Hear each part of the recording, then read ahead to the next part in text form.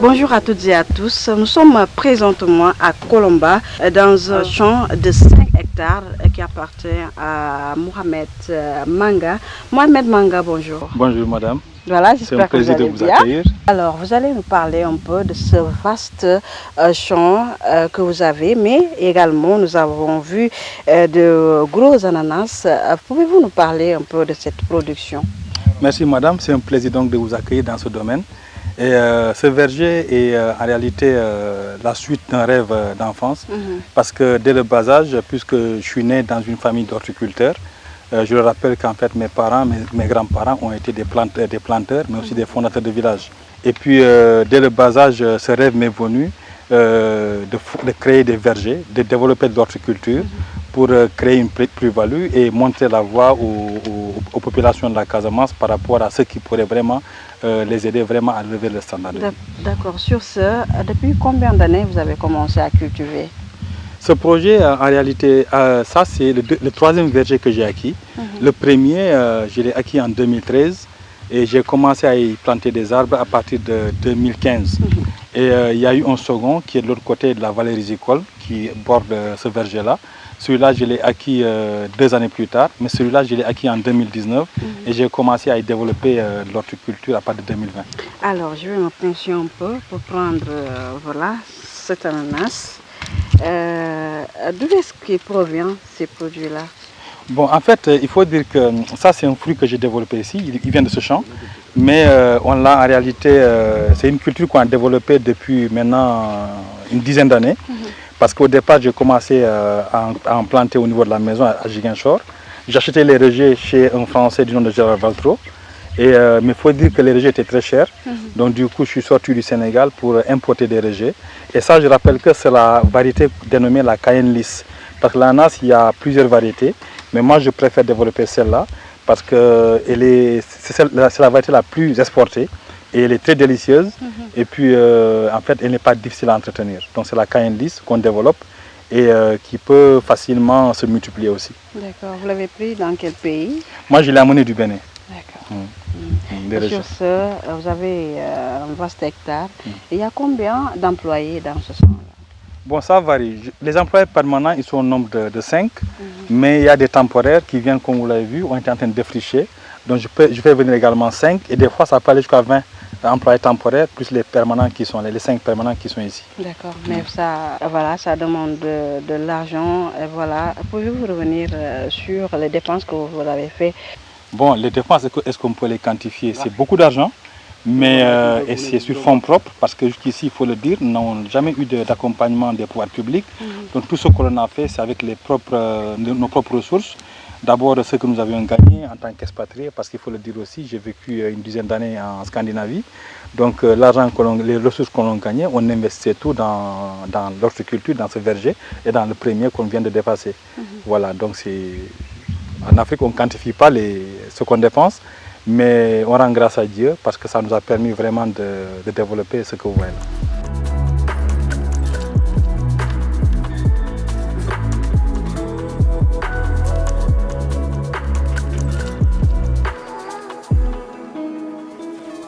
Vous parlez de l'eau, est-ce que ça n'est pas source de problème dans cette zone-là? Bon, vous savez, ici, les nappes ne sont pas très profondes. Donc, il faut juste avoir l'adduction d'eau. Et donc, si vous avez une installation solaire avec une pompe immergée, normalement, l'apport en eau doit être consistant et ça doit suffire vraiment à avoir une production assez conséquente. Mais ce qu'il faut rappeler par rapport à cette culture qui est donc l'ananas, c'est une culture qui n'est pas très connue au Sénégal. En Casamance, on a développé cette culture-là dans la zone du Bantakunda et un peu à Djibélor. Mais ça n'a pas été fait sur une grande échelle. Or, nous pensons que les pouvoirs publics doivent également développer cette culture-là, encadrer les paysans à s'adonner à la culture de l'ananas. Parce que ce que nous consommons ici au Sénégal, ce qui est très recherché, ça nous vient des pays tels que le Bénin, tels que la Côte d'Ivoire ou le Ghana ou même la Guinée. Ouais, alors que sur place, nous pouvons également produire des ananas de qualité qui sont très délicieux parce que le sol casamançais, c'est un sol, n'est-ce pas, qui a également des les avantages qui permettent vraiment d'avoir des produits de qualité. Vous parlez de produits de qualité. Aujourd'hui, qu'en est-il aussi de l'engrais? Est-ce que ce n'est pas trop cher pour vous? Oui, l'engrais en réalité, nous n'utilisons pas beaucoup d'engrais ici. Nous le faisons de façon périodique, mais pas constante.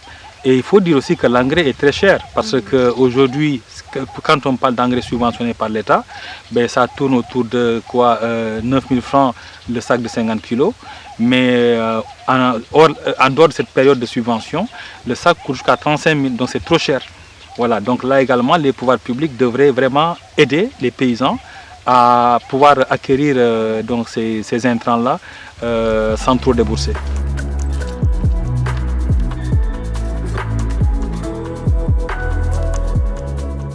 Mohamed Manga, pouvez-vous revenir sur le choix? Pourquoi vous avez choisi l'ananas? Bon, nous avons choisi l'ananas parce que tout simplement, c'est un produit qui a en réalité qui rapporte gros. Au Sénégal, certes, c'est pas très développé, mais comparé par exemple à la mangue ou si vous voulez aux oranges, ce que ça rapporte, c'est énorme. Vous voyez, parce que vous voyez le fruit que vous voyez là, un fruit comme celui-là, il peut peser au moins 2 kg, voire 2,5 kg. Nous avons même des pièces qui pèsent des fois jusqu'à 4 kg, 4,2 kg. Donc vous voyez, quand par exemple le kilo se vend borchant à 1000 francs, donc une pièce qui fait 4 kg, ça peut vous rapporter 4000 francs. Vous voyez, l'ananas a beaucoup de rapports gros. Pourquoi? Parce que si vous prenez par exemple une superficie qui vous fait 1000 rejets, et 1000 rejets, ça ne prend pas beaucoup de place. Donc si vous avez 1000 rejets la première année, avec un bon sarclage, un bon entretien et un bon apport en eau, vous pouvez vous retrouver avec 2,5 tonnes. N'est-ce pas, 2,5 tonnes, le kilo à 1000 francs, vous imaginez, ça coûte 2,5 millions. Et la deuxième année, après avoir récolté, avec un bon entretien, vous pouvez vous retrouver avec 10 000 rejets. Vous multipliez cette quantité-là par 10. Vous voyez, la deuxième année, donc ça vous fait 25 tonnes. La troisième année, les 10 000 rejets, vous les multipliez par 10, vous avez 100 000 rejets. Donc avec un bon entretien, vous avez 250 tonnes. Vous imaginez? Donc la troisième année, c'est, disons, 100 000 rejets. La quatrième année, vous les multipliez par 10, vous avez 1 million de rejets. Ah, ça veut dire que vous gagnez gros. Voilà, ça rapporte beaucoup et il n'y a pas beaucoup d'attaques. Donc il faut juste entretenir et qu'il y ait un apport suffisant en eau et en engrais. Ben, vous aurez une grande satisfaction, surtout qu'ici au Sénégal, l'ananas était presque considéré comme un produit de luxe. Or, c'est à notre portée. Il suffit que les pouvoirs publics appuient les agriculteurs que nous sommes. Nous pouvons vraiment faire des merveilles au lieu d'importer du Bénin ou des autres pays de la sous-région. D'accord, vous parlez de pouvoir public. Est-ce qu'aujourd'hui vous bénéficiez d'aide? Bon, malheureusement, nous n'avons jamais été subventionnés, nous n'avons jamais eu d'aide de la part des pouvoirs publics. Tout ce que nous l'avons fait sur fonds propres. C'est très difficile, c'est très onéreux, mais nous ne décourageons pas et nous n'attendons pas. Si un jour nous parvenons à avoir un soutien, tant mieux, mais nous faisons avec les moyens du bord. Il y a plusieurs acteurs qui sont passés, qui ont promis de soutenir, même des acteurs publics, des pouvoirs publics, mais jusqu'ici nous n'avons jamais eu de subvention et c'est quand même assez dommage. D'accord, les banques aussi doivent aussi jouer leur partition par rapport à cette activité que vous menez aujourd'hui. Oui, en fait, les banques, il y a des banques qui promettent parce qu'il y a des acteurs, des directeurs de banques qui sont venus ici, qui ont vu effectivement que ça pouvait rapporter, mais c'est des promesses et jusqu'à présent on attend. Il faut dire aussi que les agriculteurs de cette région-là ont des difficultés à trouver des financements. On dit souvent qu'il y a eu le conflit auparavant, mais le conflit maintenant on n'en parle plus. Donc c'est sûr que les banques doivent accompagner les planteurs que nous sommes, comme ils le font dans d'autres régions du Sénégal, où l'accessibilité, où les crédits sont beaucoup plus accessibles. Ici, ben, il y a ce sentiment que quelque part on est pris comme des laissés pour compte. Or, il y a la volonté, il y a l'ambition de développer des cultures comme celle-là, mais nous n'avons jamais eu pas le soutien qu'il faut. Et c'est un peu dommage.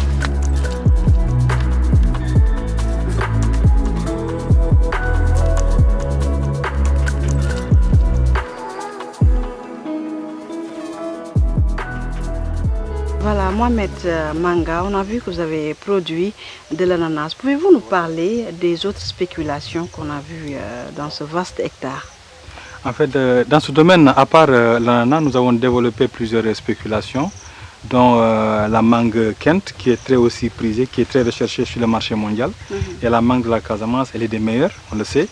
Il y a ensuite les cocotiers que vous voyez là. Il y a plusieurs variétés, il y a des orangers également, des agrumes. Parmi les agrumes, nous avons des orangers qui sont au moins de 5 variétés. Il y a également des pamplemousses et pomelos.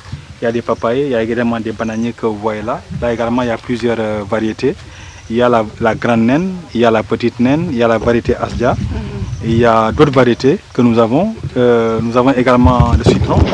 Le citron, il y a le citron local, hein, il y a le citron Eureka. Et puis il y a aussi la lime de Tahiti. Voilà. Et nous faisons également la papaye. Hein, nous développons également la papaye. Et nous avons également des cultures céréalières telles que le maïs que nous avons cultivé de l'autre côté. Voilà. Donc il y a différentes spéculations pour dire que sur un petit domaine, vous pouvez faire beaucoup de choses. Mais encore une fois, comparé aux planteurs du Bénin et du Ghana, nous sommes plus de petits bonhommes qui essaient de faire notre chemin parce que j'ai beaucoup de respect pour les cultivateurs du Bénin, du Ghana et de la Côte d'Ivoire qui cultivent, qui développent ces spéculations sur de grandes superficies. D'accord, je vous rappelle que c'est un grand bonhomme, comme il vient de le dire, hein. Il est enseignant-chercheur à l'université Assane Seck de Ziguinchor, en même temps cultivateur ou même producteur. Pouvez-vous nous parler un peu de vos ambitions? Bon, ce que nous ambitionnons, c'est en réalité de faire revenir cet amour pour l'agriculture, pour la terre. Parce qu'en réalité, l'agriculture et l'élevage sont les deux mamelles nourricières de l'humanité. Et il est important que les pouvoirs publics investissent davantage dans ces secteurs-là parce que ça permettrait à nos populations vraiment de vivre convenablement et vraiment pour que notre économie également ne soit pas extravertie. Parce qu'un pays qui doit se développer, c'est un pays qui doit en réalité produire ce qu'il consomme. Malheureusement, dans notre pays, nous continuons à importer et c'est dommage. Ne serait-ce que l'ananas que vous voyez là, l'essentiel de notre consommation, ce que nous consommons, ça vient des pays tels que le Bénin, le Ghana, la Côte d'Ivoire ou la Guinée. Or, nous pouvons le produire au niveau local. Et je veux donc inspirer mes congénères sénégalais, notamment Casamançais, à vraiment œuvrer, à retourner davantage vers la terre. Il faut un retour à la terre. Les jeunes sont là dans les grandes villes, alors qu'ils peuvent trouver vraiment leur pitance à travers l'agriculture. Où est-ce que vous écoulez ces produits? Ces produits en réalité sont facilement écoulés parce qu'il y a une forte demande. Il y a une forte demande. Le marché local, il y a beaucoup de gens qui recherchent vraiment ces produits-là. Là déjà ce qu'on a récolté c'est déjà pris. Et pour le moment nous n'en pouvons même pas satisfaire la demande. Hein, parce que nous sommes en début de récolte, mais nous comptons développer vraiment ces spéculations-là de sorte vraiment à satisfaire la clientèle locale, la clientèle de Dakar, les autres régions. Et sûrement, il y aura d'autres planteurs comme moi qui vont m'emboîter le pas. Et je pense que ça permettra vraiment de produire suffisamment. On peut s'attendre à combien de tonnes? D'ici le mois de décembre, janvier, nous espérons au moins faire entre 15 et 20 tonnes. Mais sur toute l'année, sur un hectare d'un an, vous pouvez vous retrouver jusqu'à 120 tonnes. N'est-ce pas? Vous pouvez avoir jusqu'à 120 tonnes. Et puisque nous plantons chaque mois, bon, il n'y a pas d'arrêt, quoi. Nous allons continuer à en produire. Vous avez employé des jeunes, ça veut dire qu'aujourd'hui vous luttez contre l'immigration clandestine.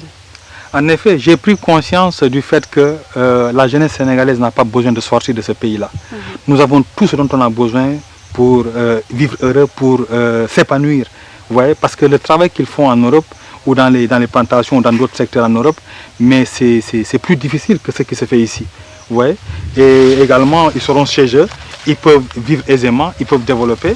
Donc j'encourage les jeunes vraiment à investir dans l'agriculture. L'État également à encadrer ces jeunes-là, n'est-ce pas? Parce que c'est comme ça que nous pourrions développer notre nation, le Sénégal. Donc là également, ces jeunes que vous voyez, ils auraient pu se dire que voilà, ils allaient prendre les navires pour tenter l'aventure, mais ils restent là, ils ont de très bons salaires. Et voilà, on est comme une équipe parce que moi je ne fais que montrer l'orientation, mais sans eux, ce travail-là n'aurait pas pu se faire. Donc ils sont suffisamment motivés, de sorte qu'ils sont là, ils se donnent corps et âme pour la réussite de ce projet-là que je suis en train de développer. D'accord, vous comptez pérenniser ce projet? Oui, je compte pérenniser et peut-être le laisser à mes enfants et même à mes petits-enfants, parce que j'aimerais que cette tradition-là que j'ai acquise de mes aïeux, que ça puisse se transmettre aux jeunes générations. Mon fils, chaque année, il vient ici, il plante des arbres, il plante des ananas, il laboure. Et voilà, donc je veux lui transmettre ce legs-là, que lui également puisse le transmettre à ses enfants, à ses petits-enfants, parce qu'on doit perpétuer ce que nous avons acquis de nos aïeux. Voilà, nous arrivons au terme. Monsieur Manga, vos derniers mots? Je tiens d'abord à vous remercier d'être passé nous voir ici à Colomba et de nous avoir permis vraiment de communiquer un peu ce que nous faisons. Et nous lançons un message au pouvoir public à œuvrer davantage vraiment dans le secteur primaire et à encadrer les maïs paysannes. Parce qu'ici au sud du pays, comme dans d'autres régions du Sénégal, nous avons de vaillants paysans, de vaillants cultivateurs, des planteurs qui ne cherchent qu'à être accompagnés. Donc il faut également libérer les crédits, accompagner les planteurs pour que vraiment nous puissions contribuer au rayonnement du Sénégal. Parce qu'il y a beaucoup de produits que nous importons alors que nous pouvons les produire au niveau local. Donc nous vous remercions d'être passés et bon vent à votre télé. Merci beaucoup, M. Manga. À toutes et à tous, merci d'avoir suivi ce grand reportage. Je vous donne rendez-vous très prochainement. Au revoir.